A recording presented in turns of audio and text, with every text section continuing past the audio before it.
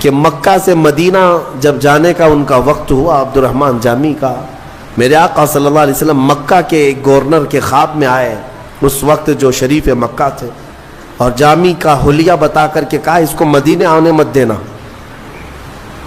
दूसरे दिन गवर्नर आए, मदीने जाने वालों को देखा तो अब्दुर्रहमान जामी भी जा रहे थे, पकड़ा, कहा आप नहीं जा सकते। सारा काफिला चला गया। क्या गुनाह है पता नहीं, उस गवर्नर को भी नहीं मालूम, लेकिन रोक दिया गया। अब्दुर्रहमान जामी रोते रहे। दूसरे दिन उन्होंने सोचा ये तो शाही हुक्म है, दरबारी हुक्म है, मेन रास्ते से अब जाने नहीं दिया जाएगा। उन्होंने अब्दुर्रहमान जामी को जेल में रखा गया तो रोने लग गए, बेकरार हो गए और पुकारने लगे मेरे आका को, या रसूल अल्लाह रहम फरमाए, क्या कसूर है मेरा। शरीफ मक्का, गवर्नर मक्का को हुजूर अकरम सल्लल्लाहु अलैहि वसल्लम ने ख्वाब में पूछा, तीसरे दिन क्या किया तूने अब्दुर्रहमान जामी के साथ? कहा उसको जेल में बंद कर दिया। कहा क्यों? कहा कि पता नहीं, 2 मरतबा उसे रोका गया, फिर भी वो जाने की बार बार कोशिश कर रहा है, इसलिए जेल में डाल दिया गया। पता नहीं कौन सी गलतियां हैं उसकी, कौन सी खताएं, मेरे आका आपके मदीने में वो नहीं आ सकता। अल्लाह के हबीब सल्लल्लाहु अलैहि वसल्लम ने जो, इसीलिए अल्लामा अब्दुर्रहमान जामी ने रो रो करके ये लिखा था, तनम फरसूदा जां पाराज हिजरा या रसूल अल्लाह, दिलम पशमुर्दा आवाराज इसिया या रसूल अल्लाह। वो मुल्ला अब्दुर्रहमान जामी एक आशिक रसूल था, एक फना फिर रसूल। ये नात फारसी की है, कभी हो सके तो तर्जुमा पेश करूंगा, जिसके एक एक लफ्ज में मिठास है, एक एक लफ्ज में दर्द है। हज पे जाकर के अल्लामा अब्दुर्रहमान जामी ने नात लिखा और कहा किसी को नहीं सुनाऊंगा, सबसे पहले जाकर मेरे मुस्तफा के रोजे पर सुनाऊंगा, हुजूर के रोजे पर खड़ा होकर के सुनाऊंगा। इसमें कहा क्या गया है, तनम फरसूदा जां पाराज हिजरा या रसूल अल्लाह, ऐ अल्लाह के रसूल, मेरा जिस्म टुकड़े टुकड़े हो रहा है और मेरी जान फट चुकी है। किस बुनियाद पर? आपसे दूरी और आपकी जुदाई में, आपसे दूरी और आपकी जुदाई में गुनाहों की वजह से मेरा दिल मुरझा रहा है।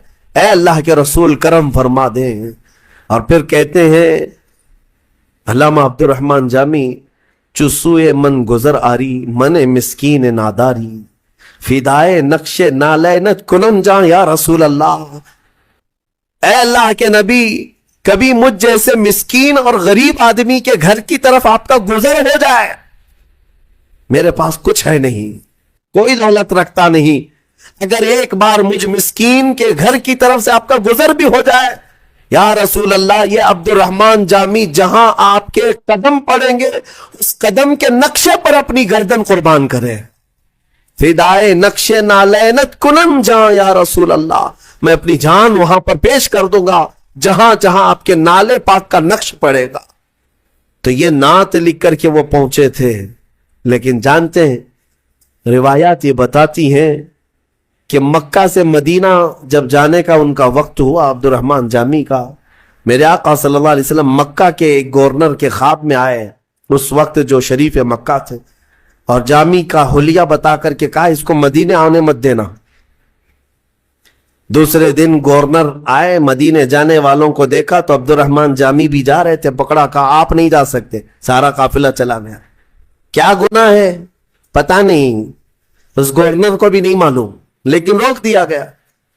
अब्दुर्रहमान जामी रोते रहे। दूसरे दिन उन्होंने सोचा ये तो शाही हुक्म है, दरबारी हुक्म है, मेन रास्ते से अब जाने नहीं दिया जाएगा। उन्होंने बहाने से एक ऊंट वाले को पैसे देकर कहा तेरे ऊंट के ऊपर जो सामान लदता है उसकी एक गोनी में, एक थैले के अंदर मुझे सिल दे अंदर और मदीने ले चल। मान लिया उसने, थैले के अंदर अपने आप को डाल लिया, ऊंट के सामान में छुप गए, मदीने के रास्ते पर निकल रहे थे।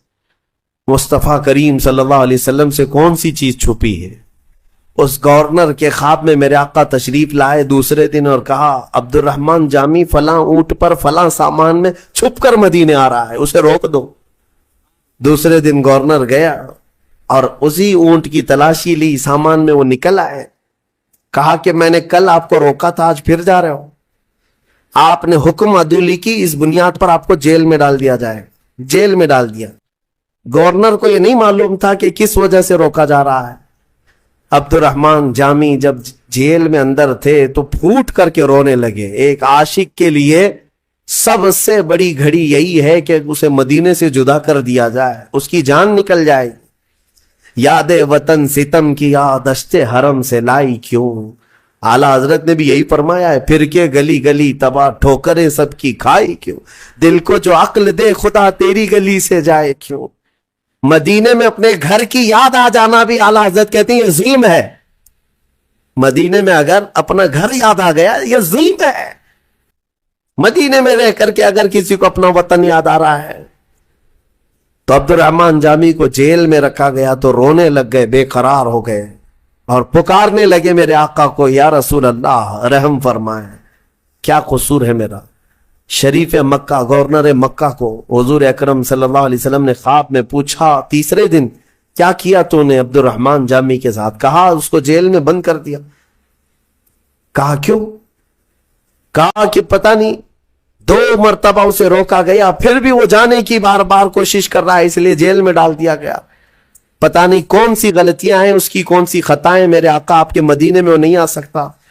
अल्लाह के हबीब सल्लल्लाहु अलैहि वसल्लम ने जो फरमाया वही बात मुझे अर्ज करनी है।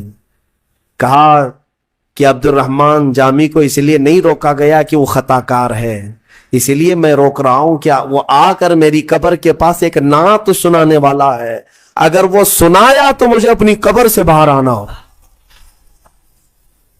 अल्लाहु अकबर। यानी मेरे मुस्तफ़ा करीम सल्लल्लाहु अलैहि वसल्लम आज भी गुलामों की दस्तगीरी फरमाते हैं, आज भी दर्द का एहसास मेरे आका रखते हैं। इमाम बूसीरी के साथ क्या हुआ, फालिज के मौके पर जब आपको लकवा मार गया तब आपने कसीदा बुर्दा लिखा था, मौला या सल्ली वसल्लिम दाइमन अबदा।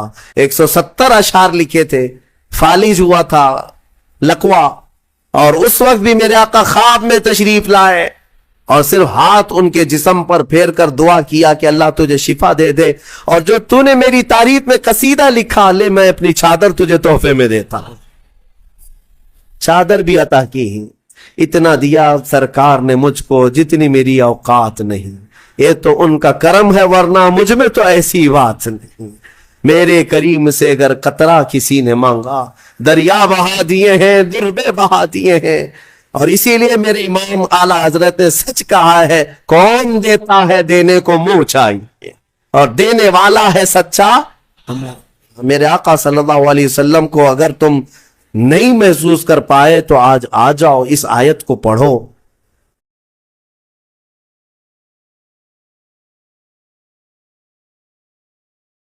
बोल या अय्युहल काफिरून ला अअबुदु मा तअबुदून। ऐ महबूब आप फरमा दे ऐ काफिरों, मैं उसकी इबादत नहीं करता जिसकी तुम करते हो। आशिकों को हर जमाने में याद रखा जाता है। मुझे पंजाबी नहीं आती, लेकिन पंजाबी शायर पीर महर अली गोलरवी ने जब हुजूर पाक का दीदार किया और पढ़ा था तो उनका कसीदा पढ़ते हैं तो झूमने लगते हैं। मुख चंद बदर शाशानी है, माथे चमके लठ नूरानी है, काली जुल्फ ते अख मस्तानी है, मखमूर अखे हिन मद भरिया, उस सूरत नू मैं जान अखा की जान जहां अखा, सच अखा रब दी शान अखा, उस शान तो शाना सब नबिया। सुभान अल्लाह मा अजमलका मा अकमलका मा अहसनका, किते महर अली किते तेरी सना, गुस्ताख अखे किती जारिया। और इसी की तर्जुमानी बरेली के इमाम ने किया था कि वो कमाल हुस्न हुजूर है कि गुमान नक्श जहां नहीं, यही फूल खार से दूर है, यही शम्मा है कि धुआं नहीं। आपको हालात के एतबार से कभी कोई ऐसा डिग्रेड करता हो और तुम्हें ऐसा सिखाता हो कि अब तो तुम्हारा फ्यूचर ही नहीं है, तब उससे कहो कुरान कहता है वलल आखिरतु खैरुल लक मिनल ऊला। रब फरमाता है महबूब की हर आने वाली घड़ी पिछली घड़ी से ज्यादा बेहतर है। अंधेरे में हम बैठे हैं तो इसका मतलब ये नहीं है कि सुबह होगी ही नहीं, सुबह तो होनी है, उजाला तो आना ही है। लेकिन आप सबको मेरे अजीजों इस दौर में जिस पर जमे रहना है वो क्या है?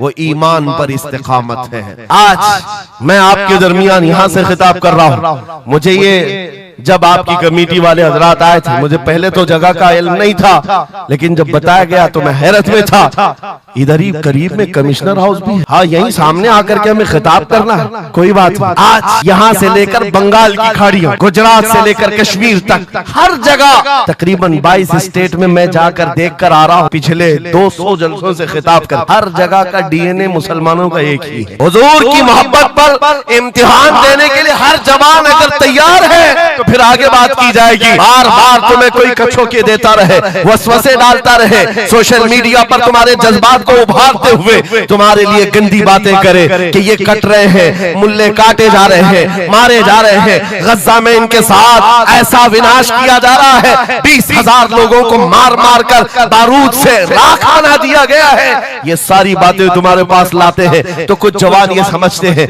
हम नरोस हो गए हैं, हम मायूस हो गए हैं, इनका जवाब क्या दे? सही बात तो है, शाम में भी काटे जाते हैं, इराक में भी मारे जाते हैं, अफगान में भी, बर्मा में भी, यमन में भी, हर जगह हमारी मौत है, हमारी मौत है। और इसको जालिम ये बता बता करके ये कहते हैं कि देखो अगर तुम सच्चे हो, तुम्हारा दीन सच्चा, तुम्हारा खुदा सच्चा, तो इतने मारे क्यों जाते हो? तुम ना उम्मीद और मायूस ना होना है ना जवानों, बात इतनी करना, इतनी बात करना।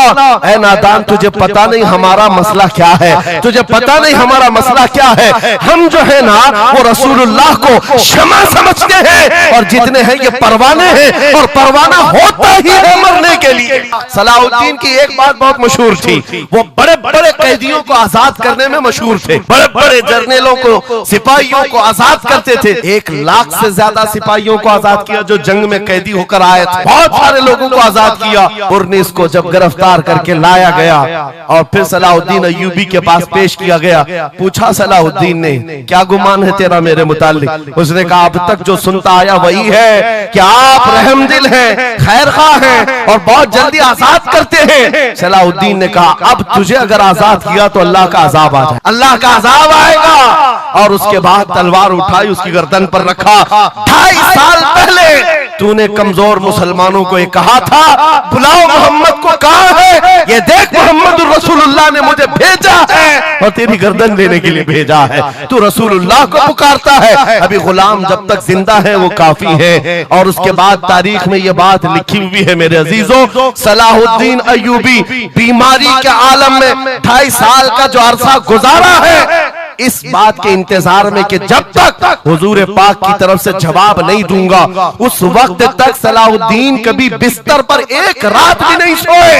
कयामत के करीब वो जमाना आएगा, कयामत उस वक्त तक नहीं आएगी जब तक पूरे रुए जमीन पर हर जगह ला इलाहा इल्लल्लाह का नारा ना हो जाए। और कुरान भी यही कहता है वलो करिहल काफिरून, अगरचे काफिरों को ये बात पसंद नहीं आती, वलो करिहल मुशरिकून, मुशरिकों को अगरचे ये बात पसंद नहीं आती हो, लेकिन ये होकर रहेगा मेरे से, होकर रहेगा। हर जगह से ला इलाहा इल्लल्लाह का नारा होगा, हर कोई साहिब ईमान होगा, वो इमाम मेहदी का दौर, इमाम मेहदी का दौर होगा। हमारी ये बातें कुछ लोगों को कड़वी लगती है तो क्या करें, 1400 साल से कुरान हमें बता रहा है, और हम जो बात कर रहे हैं ये 100% यकीन के साथ कह रहे हैं। चिट्ठी वाले बाबा नहीं हम, हाँ माइंड प्रोग्रामिंग वाले, माइंड रीडिंग वाले नहीं है, हम रसूलुल्लाह की बातें तुम्हारे तक पहुंचाने वाले। तुम्हारी चिट्ठी गलत हो सकती है, मदीने की खबर कभी नहीं झूठ। मेरे आका सल्लल्लाहु तआला अलैहि वसल्लम के दरबार में मुशरिकीन आए थे, उन्होंने कहा था हम आपके साथ रहेंगे, बस शर्त इतनी है कि हमारे बुतों पर एक बार आप हाथ रख दो। हुजूर पाक ने फरमाया हाथ तो दूर की बात, नजर उठा के भी नहीं दे। और कुरान की पूरी सूरह नाजिल हुई, या अय्युहल काफिरून ला अअबुदु मा ताबुदून, ऐ महबूब आप फरमा दे ऐ काफिरों मैं उसकी इबादत नहीं करता जिसकी तुम करते हो। अरे सब हालात हो गए, अभी खत्म हो गए, अब क्या करना है? एक जुमला मेरा नोट करके याद रखो, किसी मस्जिद में एक बुत रख देने से मस्जिद बुत कदा कभी नहीं बनती, मस्जिद बुत कदा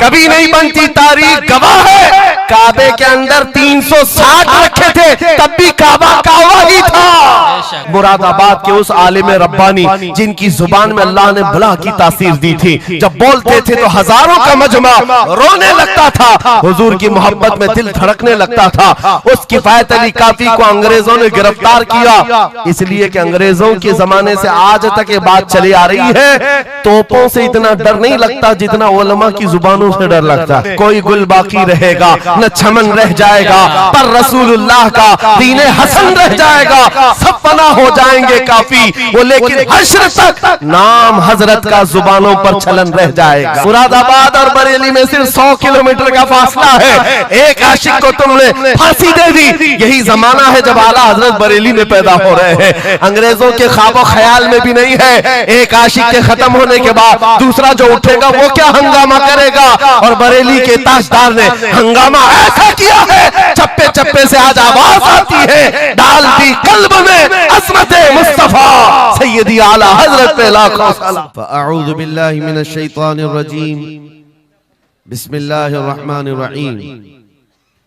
वलिल्लाहिल इज़्ज़तु वलिरसूलिही वलिल मुअमिनीन वलाकिन्नल मुनाफिकीन ला यअलमून। सदक़ल्लाहु मौलाना अज़ीम। बारगाह रिसालत मुआब सल्लल्लाहु तआला अलैहि वसल्लम में एक मर्तबा दुरूद पाक का हदिया पेश करें। अल्लाहुम्मा सल्लि अला सय्यिदिना व मौलाना मुहम्मदिन मअदनिल जूदी वल करम व आलिहि व अस्हाबिहिल किराम व इब्निहिल करीम व बारिक व सल्लिम सलातन दाइमतन सरमदन अबदा। आबरू मा ज़नाम मुस्तफ़ा, हम सब की इज्जत व आबरू मुस्तफ़ा करीम के नाम से वाबस्ता है। और जिसको इमाम अहले सुन्नत फाजिल बरेलवी रहमतुल्लाह तआला अलैह यूं फरमाते हैं, अर्ज करते हैं, या रसूल अल्लाह, खल्क के हाकिम हो तुम, रिज़्क के कासिम हो तुम। खल्क के हाकिम हो तुम, रिज़्क के कासिम हो तुम। जो मिला तुमसे मिला, तुम पे करोड़ों दुरूद। हमारे पास जो कुछ भी है वो मुस्तफ़ा करीम सल्लल्लाहु तआला अलैहि वसल्लम से हमें दिया गया है। इसी को आला हज़रत यूं भी कहते हैं बारगाह मुस्तफ़ा करीम सल्लल्लाहु तआला अलैहि वसल्लम में, या रसूल अल्लाह, तुम हो हफीज़ो मुगीस, क्या है वो दुश्मन खबीस। तुम हो हफीज़ो मुगीस, क्या है वो दुश्मन खबीस। तुम हो तो फिर खौफ क्या, तुम पे करोड़ों दुरूद। यानी कुल असासा हमारे पास, कुल कायनात हमारे पास जो है ताजदार मदीना की जात है। इसीलिए मेरे अजीजों, फाजिल बरेलवी रहमतुल्लाह तआला अलैह ने जो फरमाया उसका कुल खुलासा यही है कि हमारे पास जो कुल कायनात है वो ताजदार मदीना की जात है। इसलिए सुन्नियों, आज हमारे पास से बहुत सारी चीजें छिन गई हैं, लूट ली गई हैं, खत्म हो गई हैं, लेकिन उसके बावजूद भी आपके लिए हुक्म यह है कि आपको निराश होकर, मायूस होकर जीने की कोई भी जरूरत नहीं, कभी जरूरत नहीं। अगरचे हमारा घर, हमारी छत और सब कुछ लुट जाए, तब भी हम फख्र के साथ इस जमीन पर जी सकते हैं। वजह क्या है? दुनिया के पास तख्त और ताज तो आ सकता है, लेकिन गुंबद खजरा की छांव हमारे पास। नबी पाक सल्लल्लाहु तआला अलैहि वसल्लम की जो निस्बत पाक है, ये तुम्हारे फख्र के लिए काफी है, तुम्हारी इज्जतों के लिए काफी है। एक मर्तबा ऐसा हुआ, बुखारी शरीफ की हदीस भी है कि रसूल पाक सल्लल्लाहु तआला अलैहि वसल्लम एक जंग से आने के बाद माल गनीमत जब तकसीम फरमा रहे थे, जो माल होता था वो मुजाहिदीन सहाबा के दरमियान बांटा जाता था। तो जंग में शरीक जो सहाबा थे उसमें मुहाजिरीन भी थे, अंसार भी थे। और आप जानते हैं मुहाजिरीन जो हिजरत करके आए हुए मक्का से, और अंसार जो मदीने तैयबा के रहने वाले। अब हुजूर पाक सल्लल्लाहु तआला अलैहि वसल्लम ने जब माल तकसीम फरमाया तो उसमें मुहाजिरीन को थोड़ा सा माल ज्यादा दे दिया, मुहाजिरीन को माल थोड़ा सा ज्यादा दे दिया गया और अंसार को माल थोड़ा सा कम दिया गया। ये बात फैलने लगी और जब हुजूर पाक सल्लल्लाहु तआला अलैहि वसल्लम की बारगाह में ये बात आई कि अंसार के दरमियान ये बात चल रही है कि अल्लाह के नबी सल्लल्लाहु तआला अलैहि वसल्लम ने मुहाजिरीन को थोड़ा सा माल ज्यादा दे दिया है, मुहाजिरीन को थोड़ा सा माल ज्यादा दे दिया है, अपने गांव वालों को ज्यादा माल दे दिया है। तो ये बात जब फैली तो हुजूर पाक सल्लल्लाहु अलैहि वसल्लम ने अंसार कबीले के सरदार साद इब्ने मुआज को बुलाया और पूछा, क्या तुम्हारे कबीले में ये बात चल रही है? उन्होंने कहा, हाँ या रसूल अल्लाह, अंसार के दिलों में ये बात आई है कि आपने माल मुहाजिरीन को थोड़ा ज्यादा दिया है। हुजूर ने फरमाया, बुलाओ सारे अंसार को। एक जगह बुलाया और उस पर जब सारे अंसार जमा हुए तो पूछा हुजूर ने, क्या तुम्हारे दिलों में ऐसी बात है कि मैंने माल मुहाजिरीन को थोड़ा ज्यादा दे दिया? सबों ने कहा, हाँ आका, हमारे दिल में ये बात चल रही है, माल के लिए बात थी। नबी पाक सल्लल्लाहु अलैहि वसल्लम ने ऐसी तकरीर फरमाई थी, ऐसा खुतबा दिया था, अंसार की आंखें भीग गईं। सहाबा कहते हैं हमारी दाढ़ियों से आंसू गिर रहे थे। अल्लाह के नबी सल्लल्लाहु अलैहि वसल्लम ने फरमाया, तवील हदीस है, आखिरी जुमला मैं कह रहा हूं जो मेरे लिए उन्वान से रिलेटेड है, मेरे गुफ्तगू से रिलेटेड जो बात है वो अर्ज कर रहा हूं। नबी पाक सल्लल्लाहु अलैहि वसल्लम ने फरमाया, ऐ अंसार, ये बात सही है कि मैंने थोड़ा माल मुहाजिरीन को ज्यादा दिया है, लेकिन क्या तुम इस बात से राजी नहीं हो? क्या इस बात से तुम मुतमईन नहीं हो कि लोग सारी दुनिया ले जाएं और जिसके पास दुनिया ना हो वो मोहम्मदुर रसूलुल्लाह को ले जाए? जिन गरीबों के पास माल ना हो, मेरे आका ने फरमाया, वो अल्लाह के रसूल को साथ ले जाए। आज हमारे पास फख्र करने का सबसे बड़ा जरिया मेरे मुस्तफा की मोहब्बत है, नबी करीम सल्लल्लाहु ताला अलैहि वसल्लम की निस्बत पाक है। इसीलिए आपको हालात के एतबार से कभी कोई ऐसा डिग्रेड करता हो और तुम्हें ऐसा सिखाता हो कि अब तो तुम्हारा फ्यूचर ही नहीं है, तब उससे कहो, कुरान कहता है, वलल आखिरतु खैरुल लक मिनल ऊला।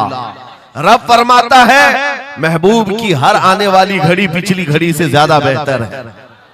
आएगा, अच्छा वक्त भी आएगा। अंधेरे में हम बैठे हैं तो इसका मतलब ये नहीं है कि सुबह होगी ही नहीं, सुबह तो होनी है, उजाला तो आना ही है। लेकिन आप सबको मेरे अजीजों इस दौर में जिस पर जमे रहना है वो क्या है? वो ईमान पर इस्तिकामत है। अपने दीन का सौदा होने नहीं देना, हुजूर पाक की मोहब्बत में कोई कमी आने न देना। मैं तो कहता हूँ उस खच्चर से ज्यादा गैरतमंद कौन हो सकता है जो मदीने तैयबा का है। गधा जिसको आप कह सकते हो या घोड़ा जिसको कह सकते हो, इन दोनों के बीच में एक नस्ल होती है खच्चर की। खच्चर, हुजूर पाक सल्लल्लाहु ताला अलैहि वसल्लम के पास एक खच्चर तोहफे में लाया गया था खैबर की जंग में। हुजूर पाक ने कबूल किया। यहूदियों का इलाका है खैबर, वहां हुजूर पाक सल्लल्लाहु अलैहि वसल्लम की बारगाह में जब ये हदियतन आया, और वो हदिया जिस पर हुजूर ने सवारी की, जिंदगी भर मेरे आका सल्लल्लाहु अलैहि वसल्लम जिस खच्चर पर सवारी करते रहे, ये तोहफे में आया था। जानते हो, जिस वक्त ये खच्चर हुजूर की बारगाह में हदियतन पेश किया गया, नबी पाक सल्लल्लाहु ताला अलैहि वसल्लम से वो अपना सर हिला हिला करके बात कर रहा था और हुजूर मुस्कुरा रहे थे। साहबा ने पूछा, आका ये क्या कह रहा है? सुनो, तवज्जो, हम उम्मत हैं और हुजूर पाक सल्लल्लाहु ताला अलैहि वसल्लम से मोहब्बत करने की बात करते, अशरफुल मखलूकात है, जानवर नहीं। लेकिन एक जानवर नबी पाक सल्लल्लाहु अलैहि वसल्लम के दरबार में क्या कह रहा है? हुजूर फरमाते हैं, ये खच्चर मुझसे कह रहा है, आका अब तक मैं एक यहूदी की मिल्कियत में था, मेरा मालिक यहूदी था और उसी के घर में रहता था, वो मुझसे सामान लदवाता था इधर से उधर। लेकिन या रसूल अल्लाह सल्लल्लाहु अलैहि वसल्लम, जब कभी वो मेरी पीठ पर बैठना चाहता मैं गिरा देता, मैं बैठने नहीं देता था। खच्चर कह रहा है, यहूदी मेरा मालिक था, लेकिन जब भी वो बैठने की कोशिश करता मेरी पीठ पर, मैं उसे गिरा देता। हुजूर फरमाते हैं, उससे पूछा, ऐसा तू क्यों करता था? ऐसा तू क्यों करता था? सुनो मेरे अजीजों, खच्चर कहता, आका मैं उन खच्चरों की नस्ल में हूं कि मेरे बाप दादाओं की पीठ पर अल्लाह के नबी सवारी किया करते थे, बनी इसराइल के अंबिया सवारी करते थे, और उनकी नस्ल का मैं आखिरी खच्चर हूं, और सिलसिले अंबिया में आप आखिरी नबी हैं। मुझे मेरी माँ ने ये कहा था कि अपनी पीठ संभाल कर रखना, इस पर ताजदार अंबिया सवारी करे। सुभान अल्लाह, सुभान अल्लाह। खच्चरों को इतना इल्म है, इन कादियानी गधों को इल्म नहीं। खच्चर का अकीदा है कि अल्लाह के नबी आखिरी नबी है, आखिरी रसूल है।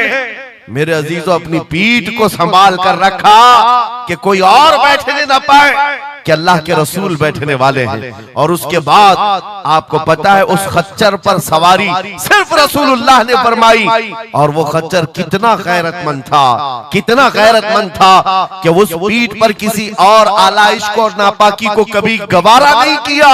और हद तो ये है, हदीसों में मौजूद है, हुजूर पाक सल्लल्लाहु तआला अलैहि वसल्लम की जब वफात हुई तो ये जिंदा रहा, लेकिन जानते हो सिर्फ 3 दिन के बाद बीरे गरस एक कुआं है जिसमें छलांग लगाकर ये जान दे दी कि अब इसके बाद कोई नहीं बैठेगा जो रसूलुल्लाह की सवारी है। मेरे आका सल्लल्लाहु तआला अलैहि वसल्लम से निस्बत का एहतराम जानवर इतना करते थे, तुम्हारी निस्बत तो उम्मत की है, तुम्हारी निस्बत उम्मत की है। क्या तुम्हें यह ज़ेब देता है कि जिन आंखों को तुमने संभाल रखा है, मेरे आका का दीदार करना है, तो इन आंखों को गलाजत में कैसे हम डाल सकते हैं, कैसे बेहयाई में डाल सकते हैं? इन हाथों को क्यों नहीं संभाल कर रख सकते कि ये हाथ मेरे आका से मुसाफा करने वाले? अकीदा है कि नहीं है? यकीन है कि नहीं? मेरे आका ने फरमाया क़यामत के दिन मैं मुसाफा करूंगा। हुजूर पाक सल्लल्लाहु तआला अलैहि वसल्लम से जब मुसाफा करने की तमन्ना है तो फिर इस हाथ की कितनी हिफाजत होनी चाहिए। वो खच्चर अपनी पीठ पर किसी और गैर को बर्दाश्त नहीं किया, सिर्फ इसलिए कि ये पीठ मैंने संभाल रखी है अल्लाह के रसूल के लिए। आज हम बच सकते हैं अपने हाथों को, अपने पैरों को, अपनी आंखों को, अपनी जुबान को सिर्फ इसलिए बचा कर रखें कि ये सारी अमानत रसूलुल्लाह की है। क्यों? बरेली से यही तो आवाज आती है, हमारा अपना कुछ नहीं है, दहन में जुबान तुम्हारे लिए। या रसूल अल्लाह बदन में है जान, और हम आए यहाँ और उठे भी वहां। जब रसूलुल्लाह के लिए जीना है तो मेरे अजीजों हमें हर शय की हिफाजत भी जरूरी है। कहीं ऐसा ना हो कि हमारी गर्दन में कोई दूसरा पट्टा डालने की कोशिश कर रहे, कभी ना हो कि किसी और की गुलामी का पट्टा हमारी गले में पड़ जाए। नहीं, हम रसूलुल्लाह के जन्नत रसूलुल्लाह। दुनिया अगर हमें पहचाने तो बेदम वारसी का वो शेर याद रखो। बेदम वारसी बड़े आशिक रसूल हैं, कहते हैं सके तैबा सब मुझे कह कर के पुकारे, बेदम यही रखियो मेरी पहचान मदीने वाले।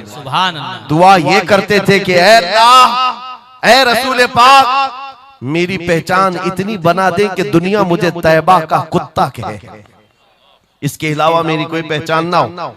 मुझे दुनिया अगर पहचाने तो हुजूर के नाम से पहचाने। अजीज़ान गिरामी वक़ार, इतनी गैरत तो तुम्हारे अंदर आनी चाहिए कि हुजूर पाक सल्लल्लाहु तआला अलैहि वसल्लम से हमारा नाम जुड़ा हुआ है और हमें हर शय को संभाल कर रखना है। सिर्फ एक बात मैं बता दूं, बहुत सारे नौजवान मोहब्बत करते हैं हमसे, हमें पता है, बेइंतहा मोहब्बत करते हैं। किसी नौजवान को उठाकर मैं कहूं ये ले मेरा अमामा, मैं आज तुझे पहना देता हूं, खुशी से वो लेकर के जाए, जाहिर सी बात है उसके दिल में अगर मेरी मोहब्बत है तो ये अमामा पहन करके निकल जाए। मैं उससे पूछता हूं कि जब ये सर पर अमामा हो तो क्या शराब की दुकान पर खड़े हो सकते हो?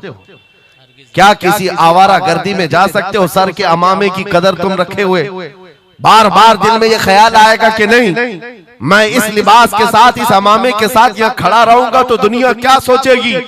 सिर्फ मैं तो एक निकम्मा आदमी, मेरे अमामे को पहनने के बाद तुम्हारा एहसास ये हो सकता है कि मुझे ना शराब के अड्डे पर जाना होगा, ना ताश के पत्तों पर, ना ही आवारा गर्दी में, ना किसी गली कूचे में, बल्कि उसे एहतराम लाजिम होता है। मेरे अजीजों, मेरे अमामे की क्या बात, तुम्हारी गर्दन पर तो रसूलुल्लाह की निस्बत का पट्टा है। जिस जगह पर हो सिर्फ इतना ख्याल आ जाए कि मैं नबी पाक सल्लल्लाहु अलैहि वसल्लम का गुलाम हूं, कल को मेरे बदअमल किरदार से, मेरे किसी बुरे अखलाक से दुनिया हुजूर की तरफ उंगली ना उठाए, नबी पाक सल्लल्लाहु तआला अलैहि वसल्लम की तरफ उंगली ना उठाए। ये आज आपकी जरूरत है मेरे अजीजों। तुम्हारी निस्बत हुजूर से वाबस्ता है तो तुम्हारा हर अमल दुनिया के सामने आईने की तरह है। जानते हो जब ईद हो, बकरीद हो के जुलूस ईद मिलाद हो, दुनिया तुम्हें देखती है और पहचानना चाहती है कि कौन है मोहम्मद सल्लल्लाहु अलैहि वसल्लम। तुम अपने अखलाक से सफीर हो, तर्जुमान हो रसूलुल्लाह के। अपने आमाल से हुजूर पाक सल्लल्लाहु अलैहि वसल्लम की तर्जुमानी कर सकते हो और दुनिया हुजूर की तक पहुंचने का तुम जरिया बन सकते हो। आज एक हदीस में आपके सामने रखता हूं, हजरत उमर फारूक का दौर है। एक शख्स मदीने तैयबा में कर्जा लिया था किसी से और कर्ज चुका नहीं पा रहा था, और वो भी सहाबी हैं जिनसे कर्जा लिया है। उन्होंने आकर के मुकद्दमा कर दिया हजरत उमर के पास। तवज्जो से हजरत उमर ने उस कर्जदार को बुलाया, कर्ज जिसके ऊपर था, बुलाया, कहा कि इनका कर्जा क्यों नहीं अदा करता। कहा मेरे पास कुछ चीज है नहीं, अदा कर दूंगा, मुझे मोहलत चाहिए, टाइम चाहिए। कहा कितना टाइम? बस 2 दिन का वक्त दे दें, मैं जाऊंगा अपने वतन और आकर के मदीने में इनका कर्जा अदा कर दूंगा। लेकिन अब वो पकड़ा गया हुआ आदमी है, इसको छोड़े तो किसकी जमानत पर छोड़े? जाहिर सी बात है, कोर्ट में जब तुम्हारी गिरफ्तारी हो जाए, कचहरी में कोर्ट में हाजिरी होती है, तो कोई ना कोई जामिन होता है जिसकी जमानत पर तुम्हें बेल दी जाती है। हजरत उमर ने पूछा, कोई तुम्हारा जमानत लेने वाला है यहाँ मदीने में? कहा या रसूल अल्लाह, हजरत उमर से, या अमीर अल मोमिनीन, यहाँ पर कोई मेरा ऐसा है नहीं जो जमानत ले सकता है, क्योंकि मैं नया हूं, जमानत कोई लेने वाला है नहीं। कहा फिर कैसे जाएगा, बेल कैसे दी जाएगी?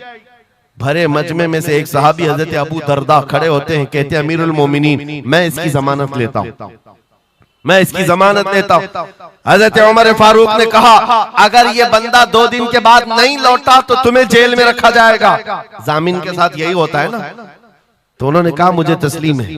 हजरत उमर के पास उन्होंने कबूल कर लिया और वो बंदा चला गया। 3 लोग हैं यहाँ पर, एक कर्ज दिया हुआ आदमी, एक कर्ज लिया हुआ और एक जमानत दिया हुआ। ये तीनों लोग अदालत से रिलेटेड हैं। अभी 2 दिन गुजर गए, हजरत उमर इंतजार कर रहे थे। शाम करीब आ गई, अदालत लगी हुई थी। आपने पूछा कि फलां जो कर्जदार था आया? लोगों ने कहा अभी नहीं आया। कहा बुलाओ अबू दरदा को जिन्होंने जमानत दी थी। बुलाया गया, कहा तुम्हारी गिरफ्तारी हो सकती है, तुमने जिसकी जमानत ली थी वो नहीं आया। हजरत अबू दरदा कहते मेरा यकीन है वो आएगा, मेरा यकीन है वो आएगा। मगरिब होने से पहले पहले वो बंदा देहात का रहने वाला दौड़ता हुआ आ गया, कर्जा वापस लेकर के आया। हजरत उमर के पास जब उसने रखा कि ये मेरे कर्ज की वापस मैं अमानत लेकर के आया हूं, बुलाएं उस सहाबी को जिनका कर्जा मैंने लिया था। वो सहाबी आए, कहा कि 2 दिन का ये वक्त लिया था और वापस लाकर तुम्हारा कर्जा दे दिया है। उस सहाबी ने कहा अमीरुल मोमिनीन, मैं माफ करता हूं, मुझे नहीं चाहिए कर्ज, वापस नहीं चाहिए। अजीब मामला। कहा मैं माफ करता हूं। अब सुनो, हर एक से हजरत उमर ने पूछा, उस देहाती शख्स से पूछा। तीनों की जो बात है वो सबसे ज्यादा इंपॉर्टेंट है आज हमारे लिए।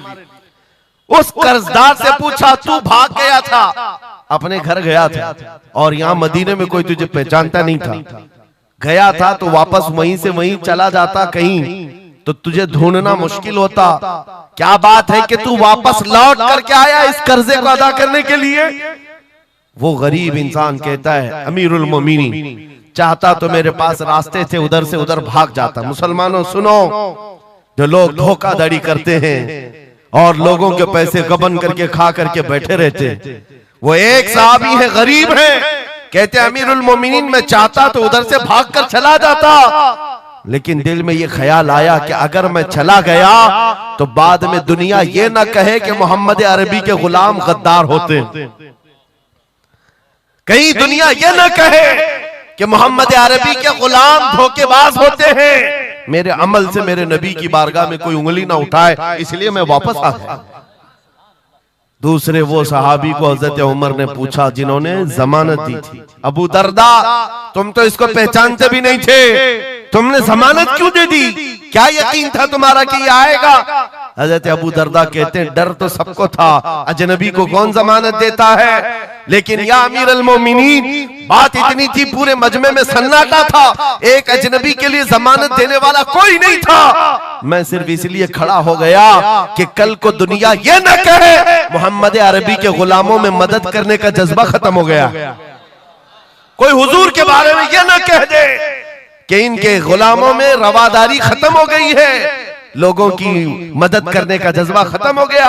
हजरत उमर ने उस सहाबी से पूछा जिन्होंने कर्जा छोड़ दिया, माफ कर दिया, कहा तुम्हारी वजह से तो मुकदमा हुआ था, जब वो कर्ज लेकर वापस आया है तुमने माफ क्यों कर दिया? उस सहाबी ने भी कहा यार अमीर अल मोमिनीन, चाहता तो मैं ये रकम लेकर चला जाता, लेकिन मैंने भी दिल में ये सोचा कि कल को दुनिया ये न कहे मोहम्मद अरबी के गुलामों में माफ करने का जज्बा भी खत्म हो गया है।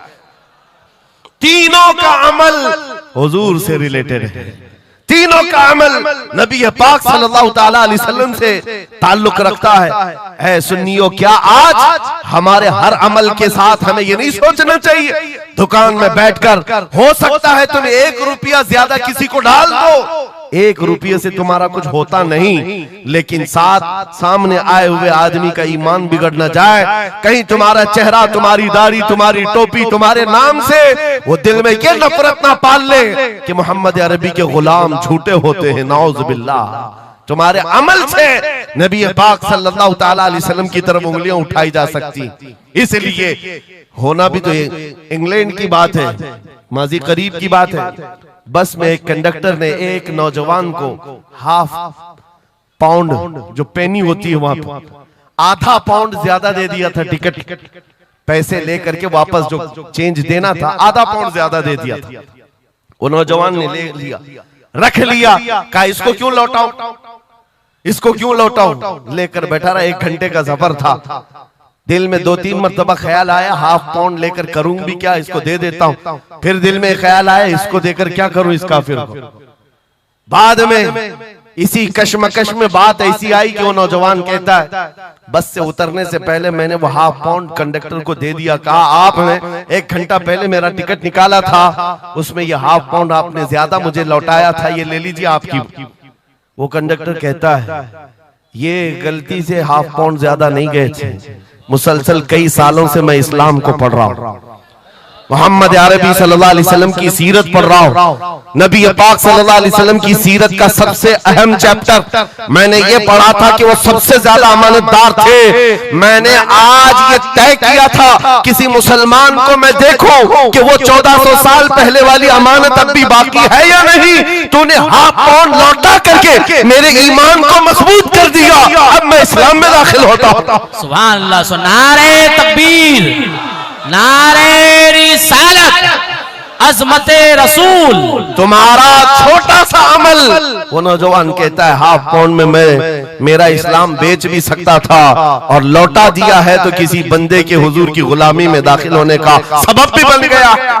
इसलिए अजीजा ने गिरामी औकात, हमारा हर अमल बड़ा जिम्मेदार है, हमारा हर अमल बड़ा जिम्मेदार है। सिर्फ आज के दौर में आपको एहसास में ये दिलाना चाहता हूं कि कुरान तुम्हारे मुतालिक कहता है कुंतुम खैर उम्मतिन, तुम सबसे बेहतरीन उम्मत हो, सबसे बेहतरीन उम्मत हो जो इंसानों में निकाले गए हो। मुझे बताओ अल्लाह की सर्टिफिकेट के बाद किसी कीड़े मकोड़े की सर्टिफिकेट की जरूरत होगी आपको? दुनिया आतंकवाद कहे, दहशतगर्द कहे, टेररिस्ट कहे, 1000 बार कहे, हमारी पेशानी पर चिपका के घुमाए, हमें फर्क नहीं पड़ता। मेरा मौला फरमा रहा है तुम खैर उम्मत हो, तुम खैर उम्मत हो और खैर उम्मत रहेंगे क्योंकि जिसने हमें पैदा किया वो खुद फरमा रहा है। और एक बात, छुप छुप करके जीने की भी जरूरत नहीं। नाम मुसलमान है तो ऐलान मुसलमान, कोई जुर्म तो नहीं किया ना इस्लाम में आकर के, या इस्लाम पर चल करके कोई जुर्म है। और ये नाम छुपाने की जरूरत इसलिए नहीं कि अल्लाह ताला कुरान में फरमाता हुवा सम्माकुमुल मुस्लिमीन, वो अल्लाह है जिसने तुम्हारा नाम मुसलमान रखा है, जो खालिक कायनात है। फख्र करने की 1-2 चीजें नहीं, हजारों चीजें तुम्हारे पास। लेकिन होता यह है कि आज के हालात में हर कोई एहसास कमतरी में मुब्तला, डराने की सूरत पैदा कर रहे हैं। ये जितने भी सोशल मीडिया पर चीजें वायरल की जाती हैं, इधर से उठाओ उधर पहुंचाओ, वीडियोस हो, फोटोज हो, सब मुसलमानों के दिलों में ये चीज बिठाने की कोशिश की जा रही है कि तुम बहुत गए गुजरे हुए हो, तुमसे कुछ नहीं हो सकता। और मैं बार बार अपनी तकरीरों में ये ऐलानन कहता हूं कि जो हमें कह रहे हैं ये पंचर पुत्र हैं, इनके पास कुछ भी नहीं होता, ये टूटे हुए हैं, बिखरे हुए हैं। फिर मैं उनसे पूछता हूं 24 घंटे हम पर टीवी में डिबेट क्यों करते हो, बार बार क्यों डिबेट करते हो? वजह यह है उन्हें पता है। और दूसरी किसी कौम को इतना टारगेट करते हुए देखा है आपने? कभी देखा हो तो मुझे बताओ। हजारों कौमें और भी जीती हैं, लेकिन इलेक्शन में हमारा ही नाम, टीवी पर मीडिया पर हमारा ही नाम, दाढ़ी हो, टोपी हो, मस्जिद हो, मेहराब हो, बुर्का हो, मस्जिद हो, यही सारी चीजें। क्यों? इसलिए कि आपको ये एहसास दिलाना है। तुम कह रहे हो हमारे पास कुछ नहीं, दुनिया कहती है नहीं बहुत कुछ है तुम्हारे पास, बहुत कुछ है तुम्हारे पास। और वो बहुत कुछ क्या है जिसको 100 साल पहले अंग्रेज कहता था ये फाका कश मौत से डरता नहीं, जरा रूहे मोहम्मदी इसके बदन से निकाल दो।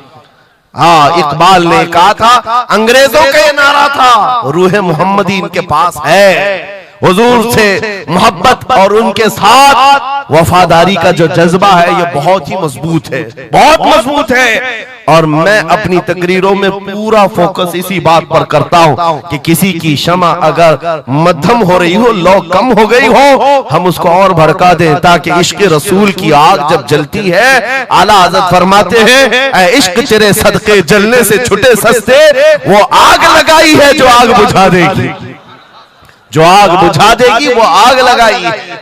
इसलिए ऐ सुन्नियों, इस दौर में फख्र के साथ ही जीना है। जो चीज तुम्हारे पास है, मैं बार बार एक चीज पूछता हूं, क्या आपको अगर दुनिया हुजूर का गुलाम कहे तो कोई एतराज है? बुरा लगेगा आपको? नहीं, बल्कि हमारी जिंदगी की मेराज है। हुजूर का गुलाम कहकर पुकारे कोई हमको, हमारे लिए मेराज है। जब तुम्हारा यह अकीदा है कि मुझे उनकी गुलामी पर कोई पुकारे, मुझे कोई बुरा नहीं लगता, बल्कि मेरी जिंदगी की ख्वाहिश है, तो ऐ अजीजों, खुल करके गुलामी क्यों नहीं करते? जब हैं उनके गुलाम तो खुलकर गुलामी करो। ये दाढ़ियां छुपा करके, टोपियां छुपा कर और कॉमन बनने के चक्कर में, सेकुलर बनने के चक्कर में मुनाफिकत का दरवाजा क्यों खटखटाते हैं? अगर नबी पाक सल्लल्लाहु अलैहि वसल्लम के, तो पूरे वफादार उन्हीं के बनकर रहो। आओ मैं दो चंद मिसालें आपके सामने रखना चाहता हूं। सहाबा इकराम रिज़वानुल्लाह ताला अलैहिम अजमाइन, जो फर्स्ट प्रायोरिटी थी, सबसे पहला दर्जा किस बात के लिए रखते थे, जिसकी वजह से रब तबारक व तआला ने उनको औज सुरैया पर पहुंचाया है, जिसके लिए शायर कहता है, एक अरब ने आदमी का बोल बाला कर दिया, खाक के जर्रों को हमदोशे सुरैया कर दिया, खुद न थे जो राह पर औरों के हादी बन गए, क्या नजर थी जिसने मुर्दों को मसीहा कर दिया। वो सहाबा की जात आपको बताता हूं। अनस बिन नुज़ैर एक सहाबी, हुजूर उनके घर पर अक्सर जाया करते थे। दोपहर का वक्त था, नबी पाक सल्लल्लाहु अलैहि वसल्लम अनस बिन नुज़ैर के घर पर आए हुए। ये वो सहाबी है, जवान सहाबी, और उनकी बीवी थी। और ये बात भी बड़ी मशहूर है कि वो अपनी बीवी से हद दर्जे मोहब्बत करते थे और इश्क करते थे। जाहिर सी बात है, अपनी बीवी से करते थे, बहुत मोहब्बत करते थे। नबी पाक सल्लल्लाहु अलैहि वसल्लम उनके घर तशरीफ ले गए। थोड़ी देर में एक कासिद आया खत लेकर के, मक्का वालों की तरफ से कोई खत था। किसी ने हुजूर पाक सल्लल्लाहु अलैहि वसल्लम को खत भेजा। हुजूर ने खत लिया, अनस बिन नुज़ैर से कहा पढ़ो। अनस बिन नुज़ैर ने खत पढ़ करके सुनाया कि मक्का वाले जंगों की तैयारियां कर रहे हैं, फलां जगह से फलां कबीला आ रहा है, ऐसी ऐसी तैयारियां। खत में ये अहम मामलात लिखे गए थे, सीक्रेट थे। हुजूर पाक सल्लल्लाहु अलैहि वसल्लम ने खत को बंद करवाया। अनस बिन नुज़ैर से कहा, तवज्जो, फर्स्ट प्रायोरिटी क्या होती है? अनस बिन नुज़ैर से कहा, ये मेरा राज है जिसकी हिफाजत तुम्हारे लिए जरूरी, तुम्हारे अलावा किसी को ये खत की खबर नहीं होनी चाहिए। बस नबी पाक ने फरमा दिया तो फरमाया। सहाबा का अब अमल क्या है? हुजूर उनके घर से उठ करके बाहर जा रहे, तशरीफ ले गए। थोड़ी देर में बीवी अंदर से आई, महबूबा थी, इश्क करते थे, मोहब्बत करते थे अपनी बीवी से। आई, कहा अनस बिन नुज़ैर से, कहा कि अल्लाह के रसूल आए थे, घर में क्या बातें चल रही थी? अनस बिन नुज़ैर ने कहा, मेरी मोहब्बत अपनी जगह पर, रसूलुल्लाह की इज्जत का मकाम और। इस राज की बात में तुम्हें मैं शरीक नहीं कर सकता, मैं नहीं बता सकता। हद दर्जे इश्क करते, मोहब्बत करते उस बीवी को कहा कि नहीं, ये बात रसूलुल्लाह की अमानत है। बीवी ने हंसते हुए कहा अनस बिन नुज़ैर से, कहा अनस क्या छुपाते हो, मैंने सब सुन लिया है, मक्का वाले जंगों की तैयारियां कर रहे, फलां कबीला फलां जगह, खत मैंने पूरा सुन लिया। इतना कहना था बीवी का, अनस बिन नुज़ैर खड़े हो गए और सीधे गर्दन पकड़ ली। अपनी बीवी की जिसको मोहब्बत करते, गर्दन पकड़ ली, कहा मैं इस गर्दन को उस वक्त तक नहीं छोड़ूंगा जब तक रसूलुल्लाह का फैसला ना आ जाए, कहीं मैं मुजरिम ना हो जाऊं कि रसूलुल्लाह के राज को इफ्शा करने के जुर्म में मैं अजाब में मुब्तला ना हो जाऊं। गर्दन पकड़ करके ही चले आए, बारगाह मुस्तफा में आए, कहा या रसूल अल्लाह मुझे माफ कर दे, मैंने आपके राज की हिफाजत की, लेकिन मेरी ये औरत घर के अंदर से सुन चुकी थी, मैं गर्दन पकड़ा हूं आका, अगर आप फरमा दें तो मैं खत्म कर दूं इस राज को, यही खत्म कर जिससे हद दर्जे मोहब्बत करते थे उस बीवी के बारे में। मेरे आका ने फरमाया अनस बिन नुज़ैर से गर्दन छोड़ दो, वो मेरी सहाबिया, जैसे राज तुम्हारे पास महफूज है वैसी राज उसके पास भी महफूज है। तब उन्होंने गर्दन हटा दी और अपनी बीवी से कहा जो कुछ भी मैंने किया है इसका बुरा ना मानना, तुझसे जो इश्क मोहब्बत है वो और है, रसूलुल्लाह से जो अजमत और उनकी इज्जत जो मेरे दिल में है वो और है। इन दोनों के दरमियान कोई कंपैरिजन नहीं है, कोई मुआजना नहीं हो सकता। नबी पाक सल्लल्लाहु तआला अलैहि वसल्लम के सिलसिले में जो फर्स्ट प्रायोरिटी थी सहाबा की, इसी के मुताल्लिक कुरान कहता है अल्लाह ही के लिए इज्जत है, रसूल के लिए इज्जत है और इन मोमिनीन के लिए इज्जत है जिन्होंने फर्स्ट प्रायोरिटी दी है। आपको एक बात बता दूं, एक हबशी रंग के सहाबी, काले रंग के सहाबी हुजूर पाक सल्लल्लाहु अलैहि वसल्लम के पास आए, का शादी करना, लड़की कोई देता नहीं, चेहरा रंग काला, नाक चौड़ी। नबी पाक सल्लल्लाहु अलैहि वसल्लम ने फरमाया मैं तेरी शादी कराता हूं। अंसार सहाबा में से एक सहाबी के घर भेजा इनको पैगाम दे करके, और उनकी बेटी मदीने की सबसे खूबसूरत औरत, सबसे खूबसूरत लड़की है, और इस काले रंग के सहाबी से कहा जा उस घर पर, ये इम्तिहान के दौर है मेरे अजीज, इम्तिहान के दौर है। हुजूर ने फरमाया जाकर कहना कि मैंने भेजा है तुम्हारी बेटी से निकाह के लिए। ये काले रंग के सहाबी थे, आए उस सहाबी के घर, अंसारी के मियां बीवी बैठे हुए थे, बेटी अंदर थी। इनको आते ही पूछा कि क्या बात है, किस लिए आए? कहा सुना है आपके घर में जवान बेटी है, मैं निकाह का पैगाम लेकर आया। सादी सी बात, सीधी सी बात। उन्होंने ऊपर से नीचे देखा, उनकी लड़की, उनकी बेटी मदीने की हसीन तरीन खूबसूरत लड़की है और निकाह का पैगाम लेकर के आने वाला हबशी रंग का है। उन्होंने ऊपर से नीचे देखा और उसके बाद कहा जाओ हम बाद में बताते हैं, बस इतनी सी बात, मना नहीं किया, कहा जाओ हम बाद में बताते हैं। हुजूर पाक सल्लल्लाहु अलैहि वसल्लम की बारगाह में आएंगे, अपनी बेटी से पूछ लेंगे, आएंगे तुम्हारे पास। उस काले रंग के सहाबी के लिए कोई ताज्जुब की बात नहीं थी, वो कहते रोज रिजेक्ट होता था, यहां से भी हो गए, वापस चल पड़े हुजूर के दरबार में। तवज्जो मेरे अजीज, अंदर बैठी हुई वो दुशीजा, वो खातून, वो बेटी अंसार सहाबा की बाहर आई, पूछा बाबा कौन आया था? कहा एक नौजवान आया था। कहां से?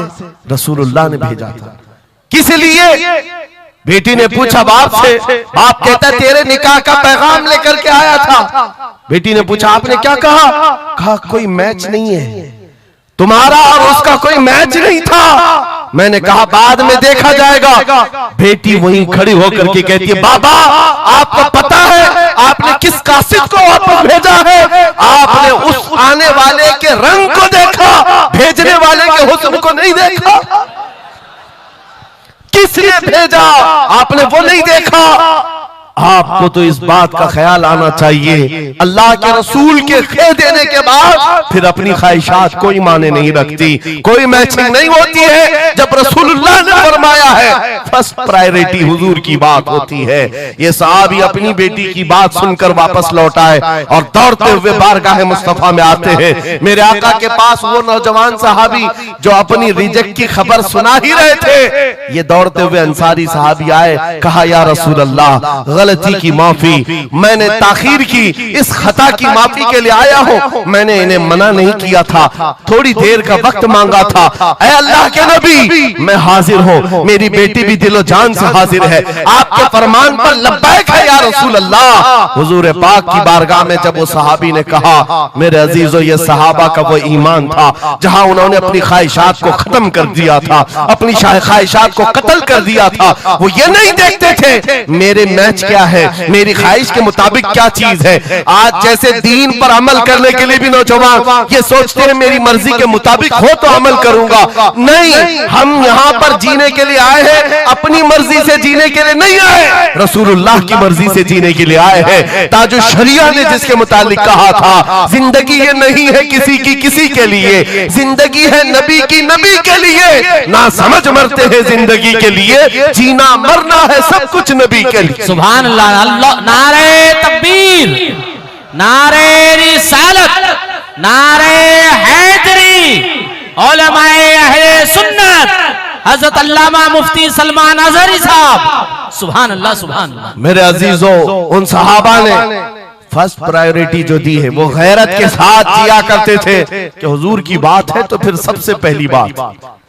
जब हम ये सारी चीजों की तरफ आगे बढ़े, अल्लाह करीम इज्जतें फिर नवाजेगा, इज्जतें वापस आई। उनके जो हम गुलाम थे, खल्क के पेशवा रहे, उनसे फिरे जहां फिरा, फिर आई कमी वकार में। जो इज्जत में कमी आई है ये डोर के टूटने से आई है, या डोर के कमजोर होने से आई है। पूरी दुनिया आज एड़ी छोटी का जोर सिर्फ इस बात पर लगाती है, इस बात पर लगाती है कि तुम हुजूर पाक की मोहब्बत की बात ना करो, बाकी कोई बात करना करो।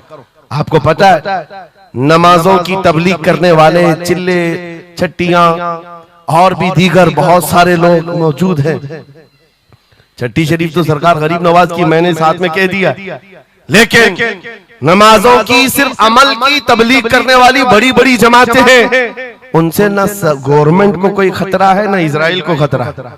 हाँ, आप देख लेना, मालूम कर लेना मेरी इस बात। इजराइल जैसा कट्टर दुश्मन इस्लाम, वो तक कुछ तंजीमों को कहता है ये सेफ तंजीम है, मुसलमानों में सेफ तंजीम है। कौन सी? जो सिर्फ नमाज रोजे की बात करती है और कुछ नहीं करती, बस। हाँ, डेंजर तंजीम वो है। अस्सलामुअलैकुम दोस्तों, उम्मीद है ये बयान आपको बहुत ज़्यादा पसंद आया होगा। अगर यह बयान पसंद आया हो तो हमारे चैनल को सब्सक्राइब करना और वीडियो को लाइक करना बिल्कुल ना भूलें। जज़ाकल्लाह।